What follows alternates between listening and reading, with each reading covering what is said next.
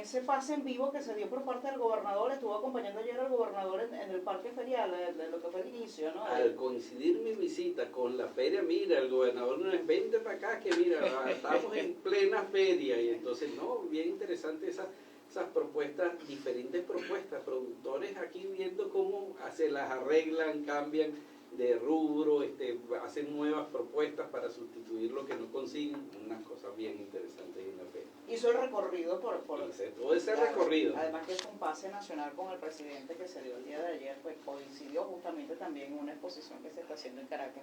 Doctor, usted hablaba pues en lo que fue la primera parte de esta entrevista, hacía mención al tema de cómo a través de las distintas instituciones educativas se están solicitando justamente esa intermediación para la preparación de no solamente el tema de violencia o de acoso escolar, sino que durante estas últimas he visto con muchísima preocupación como madre cómo a través de los medios de comunicación casi que a diario estamos haciendo reseña de hechos de abuso sexual a menores, muy constantes. Por allí hoy vi uno que me horrorizó y que quiero borrar de mi mente porque son cosas de que madres que confían a sus hijos a vecinos, se van a trabajar o con la misma pareja y entonces terminan estos niños siendo abusados. Entonces existe por parte de la Defensoría del Pueblo pues ese departamento que pueda orientar no solamente al niño, porque a veces el niño tú le puedes dar pero si es amenazado, si tiene miedo, no denuncia. Entonces, más allá de decirle al niño, es llegarle al padre, llegarle a esa familia y tratar de disminuir este tipo de hechos tan horrorosos que estamos viendo actualmente en nuestra sociedad. Sí, fíjense, es bien importante lo que menciona, ¿verdad? Es decir, hay una ventaja de las redes sociales, tiene algunas desventajas también, pero la ventaja es que la gente se atreve también a denunciar en muchas vías. Es decir, fíjate, antes casi nadie tenía acceso a los medios de comunicación, para sacar, que te sacaran algo en un periódico, en la televisión, en la radio. Tenías que pagar, fíjate, una vez nosotros en Petare, con el padre Matías Camulla, por cierto, y el obispo de Guadualito, el obispo de Guadualito se atrevió a intervenir frente a un muchacho que le estaban dando una paliza y le dieron la paliza de la policía, ¿verdad? Entonces se sacó un remitido. ¿Por qué? Porque se presentó la denuncia y ningún periódico quiso hacerlo.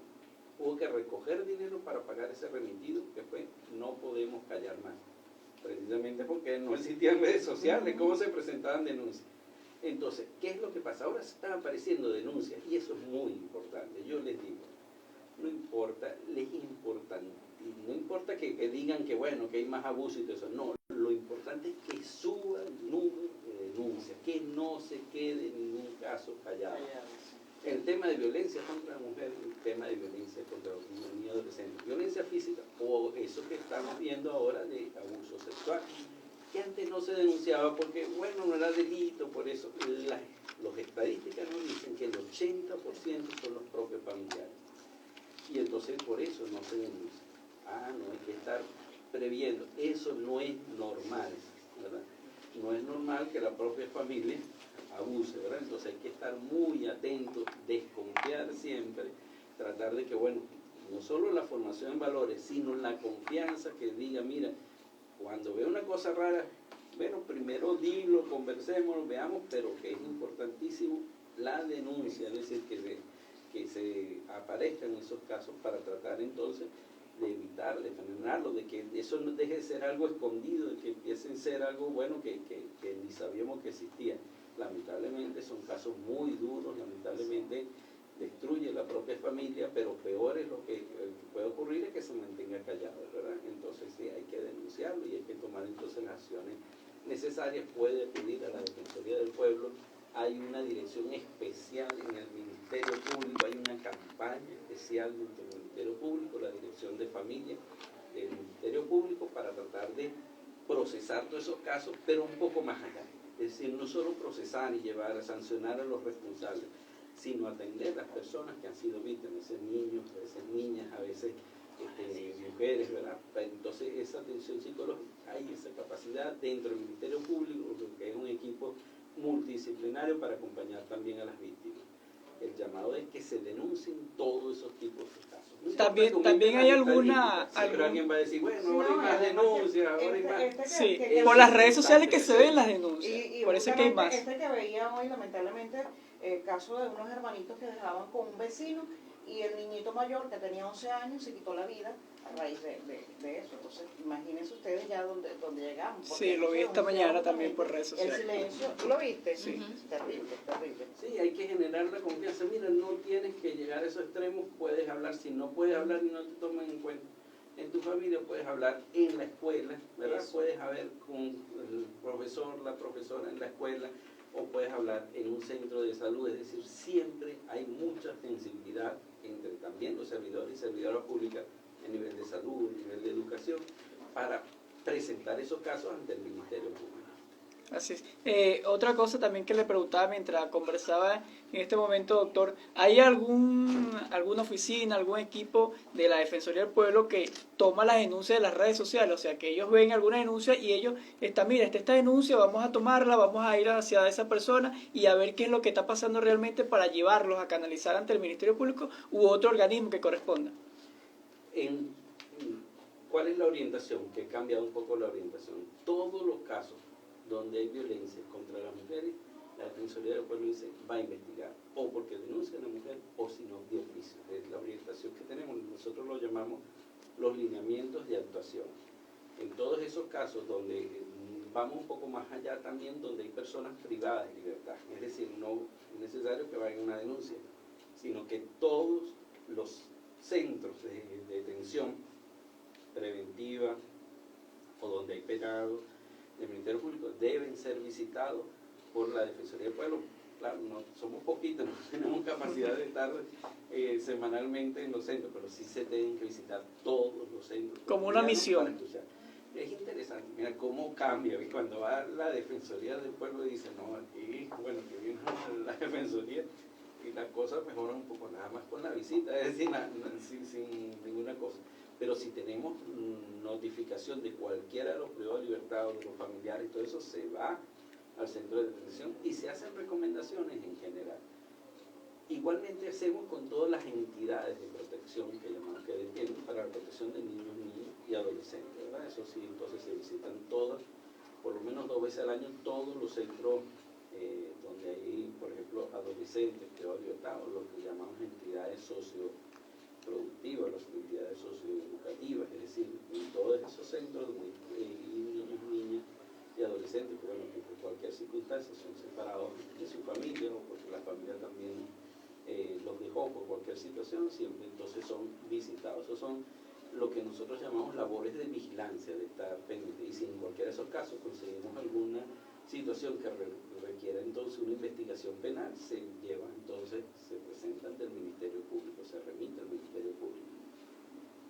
También otra pregunta que tengo por acá es si en la Defensoría del Pueblo hay alguna dependencia donde pudieran acudir los venezolanos familiares de los que fallecieron en México o cualquier otro venezolano en cualquier otro país.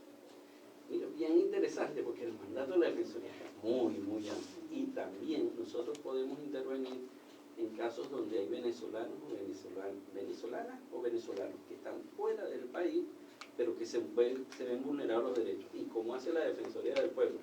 Mira, en diferentes situaciones, ¿verdad? Por ejemplo, hay lamentablemente unas muchachas que fueron privadas de libertad por el tema de tráfico de drogas. Bueno, no salieron de aquí de Venezuela, sino que fueron a Brasil, les ofrecieron villas y castillos, que se iban a hacer millonarias como modelo, las mandaron para un país en Asia y resulta que iban acompañadas de la utilizaron. La utilizaron para el tráfico de drogas. Pero entonces están privados de libertad en un sitio donde no conocen a nadie ni el idioma.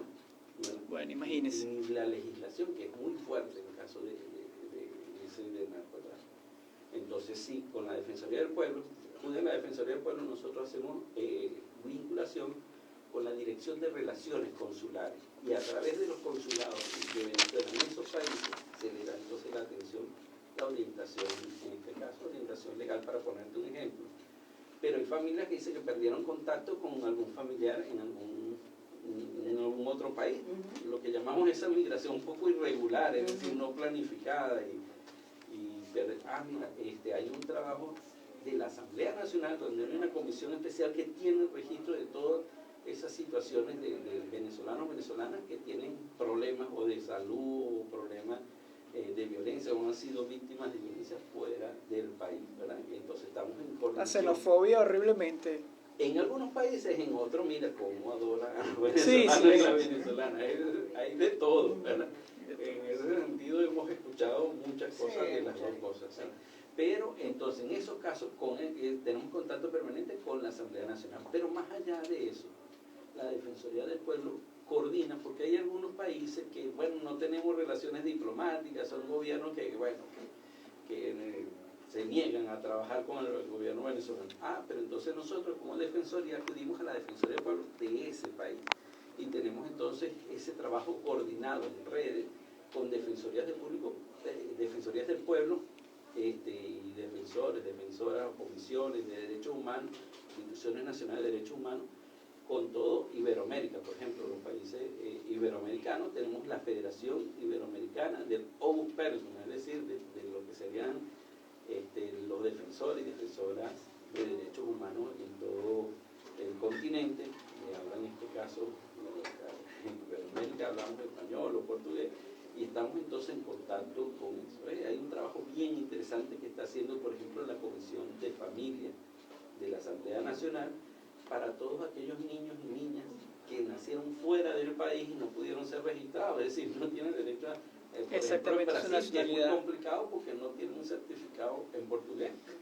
Entonces, bueno, hay que ¿Verdad que traducir sí? y todo eso. Entonces, bueno, la Asamblea Nacional está haciendo ese trabajo junto con los responsables del registro nacional, que en este caso es el Consejo Nacional Electoral. Entonces, sí, las personas, por ejemplo, que las personas que han tenido problemas o que han desaparecido, eso pueden acudir a la Defensoría del Pueblo. Nosotros nos ponemos en contacto con esos datos que tengamos lo más exacto posible con la Defensoría del Pueblo de ese país donde está, y hay ese compromiso. Y en algunos casos tenemos acuerdos suscritos, es decir, acuerdos formales de las defensorías, en otros informales, otros a través de trata. Diferentes formas tenemos, depende de las instituciones y de los países.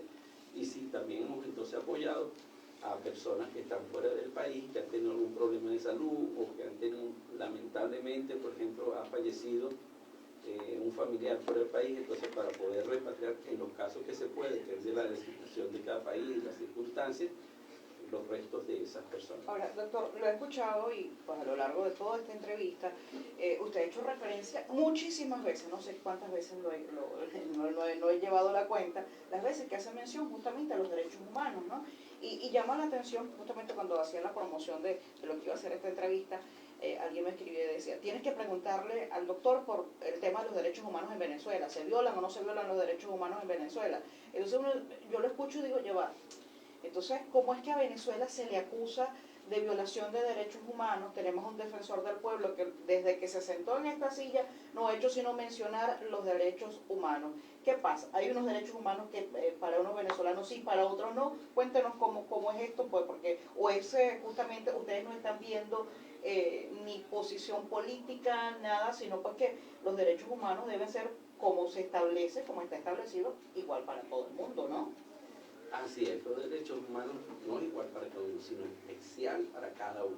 Es decir, si una persona tiene una condición especial, tiene una discapacidad, hay derechos humanos para personas con discapacidad. Es decir, lo que tenemos es prestar la atención especial a las personas que tengan en una situación mayor vulnerable, pero es absolutamente para todas las personas. Exactamente. Y violaciones de derechos humanos, lamentablemente, ocurre en todos los países del mundo. Lo importante es atender esas situaciones, buscar los correctivos, sancionar a los responsables. Por eso, fíjense, hubo un cambio muy importante en la Organización de Naciones Unidas.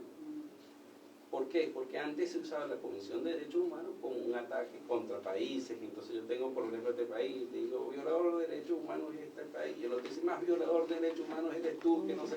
Y entonces iban en conflicto allí. Un arma, es decir, utilizar la utilización política de los derechos humanos, que todavía ocurre. Es decir, todavía hay organizaciones que dicen, no, tú violas los derechos humanos, no, tú eres el que lo viola, que no sé qué. Es decir, no, lo importante es la persona humana y su dignidad.